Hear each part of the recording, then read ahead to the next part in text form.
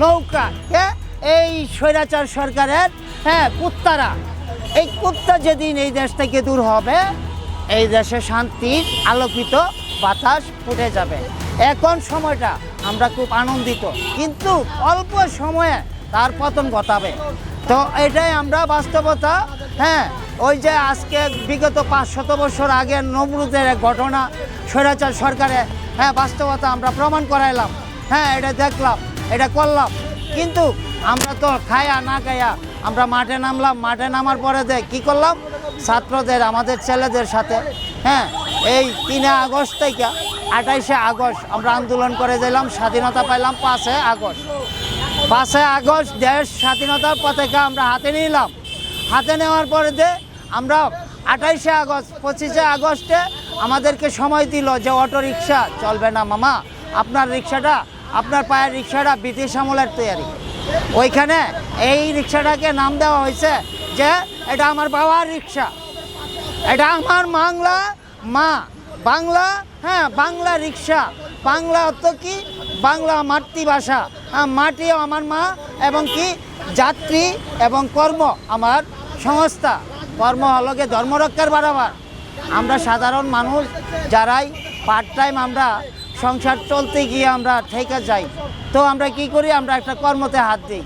যে কর্ম আমরা জটিলতা, কষ্ট হবে, একটু হাতিয়া বেশি পাওয়া যাবে, এই কর্মতে আমরা প্রস্তুত হই। কিন্তু ওই স্বৈরাচার সরকার বিগত 16 বছর, কি আর বলবো, আমরা যেদিকেই গেছি লকডাউনের বাদে একটা ভাড়া নিয়ে যাইতে 3 দিন 4 দিন পর বার হইছি। আমাদের রিক্সাটা রেখে ওনার এই পাক বাহিনী দালালরা 71-এর আমাদের রিক্সাটা উল্টায়া পিছনে বাড়ি লাগাইলো। ভাড়াটা নিয়ে কই যাইবা, অমুক জায়গায় যাব, মগবাজার যাব। রিক্সাটা উল্টায়া যাত্রীরা কেদায়া দিছে, আর না যাত্রীকে অ্যারেস্ট করছে, আর আমাদেরকে কি করছে, বসায় রাখছে, মাইট দিছে। তো আমরা এই হালে এই 16টা বছর আমরা এই দেশে বসবাস করলাম। কই আমাদের ইসলামী মানে আমাদের স্বাধীনতা কই, আমরা তো পাচ্ছি না। যেটাকে বলছিল 360 জনে হযরতে শাহজালাল কেবলা সুলতানের রাজা, 360টা ওলি এই দেশ স্বাধীন করেছিল। কোনো পাবলিক জনগণ, আদম সন্তান অতি তাড়াতাড়ি দেশ স্বাধীনতা করে নাই। পরবর্তী সময়টা আমরা পেয়েছিলাম, যেটা আমরা পেয়েছিলাম, যেটাকে বলছে আমার জগতে, মারবতী জগতে। আমি মারবতী, আমি শরীয়তকে বিধান করে আমি আবিষ্কার করছি। আল্লাহ তাআলাকে বলছি যে এবারই কথা, শরীয়তকে আমার ভাই হিসাবে আমার কাছে পাঠান, তাহলে আমার দুনিয়াবি চলতে ভালো হবে। আর না হয় আমি চলতে পারতাছি না, আমাকে বারবার ডিস্টার্ব করতেছে। দেখা গেল আমাকে শরীয়ত দিল 500 রাকাত নামাজ, আমি 500 রাকাত নামাজ করতে করতে কর্মজীবনটা আমার ব্যর্থ হয়ে যায়। তো ইনসাফ বিবেচনা করে আল্লাহ তাআলা রাব্বুল আলামিন, ওইখানেই আল্লাহ তাআলা কি করছেন, আমাদেরকে 5 ওয়াক্তের নামাজ রোজা দিছেন, 30 ওয়াক্তের রোজা দিছেন, 5 ওয়াক্তের নামাজ দিছেন। আমরা এইগুলা কইরা ঠিকভাবে আমরা দেশ পরিচালনা করব, ছেলে মেয়ে পড়াশোনা করব, মানুষ করব, বিভিন্ন ক্ষেত্রে আমরা মানে শিক্ষা প্রতিষ্ঠানে বসাবো। আমরা কর্ম করতেছি, আমরা কর্ম কইরা যদি ফিনাবিলিল্লাহ, আমরা যদি জানাত ভালো রাখা দুনিয়া বিদায় করি, এটাই শুকরিয়া আল্লাহর কাছে। আমরা চাই না লোভ, চাই না লালসতা, চাই না দৌলত, চাই না এই টুইন টাওয়ার। তো আমাদের কি এর জন্য হস্তান্তর করা হয় বারবার, আমাদেরকে কেন জুলুম করা হয়?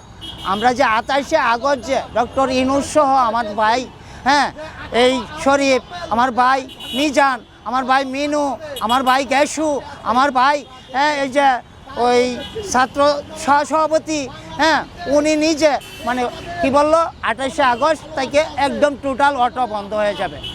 এই অটো রিক্সাটা বিগত 16 বছর ধরে কে করছে? ছোট আওয়ামী লীগের নেতা, বড় আওয়ামী লীগের নেতা, ক্যাডার আওয়ামী লীগের নেতা, কোনো দলীয় একটা ছাত্র 6টা রিক্সা করে পড়াশোনা চালাবে, বাপ মারে নিয়ে চলবে, পারে নাই, নাশকতা করছে। কি করছে? রিক্সাগুলা ওরা চাক্কু মাইরা, ওরা হ্যান্ড ওভার করে পুলিশ দিয়া ওরা ধরাইয়া রিক্সাগুলো নিয়ে গেছে, বাজেয়াপ্ত করে দিছে। ওর কোনো বাংলাদেশে গ্যারেজ নাই।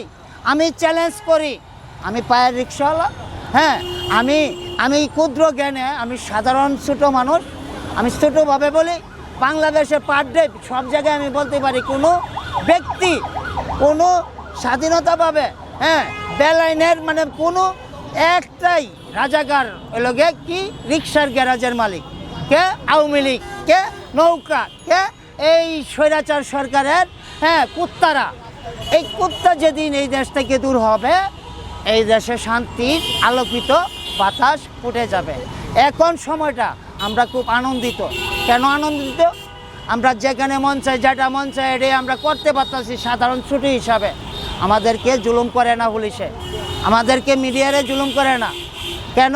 আমরা কর্ম করি, আমরা জিনিসটা খাই, আমরা লাগে আমরা দেওয়া হয়, লাগে আমাদেরকে দেওয়া হয়, কিন্তু আমাদেরকে পরিমাণ আমরা যেটা খাই এই পরিমাণেই আমরা চলি, আমরা কামাইও তো এই পরিমাণেই।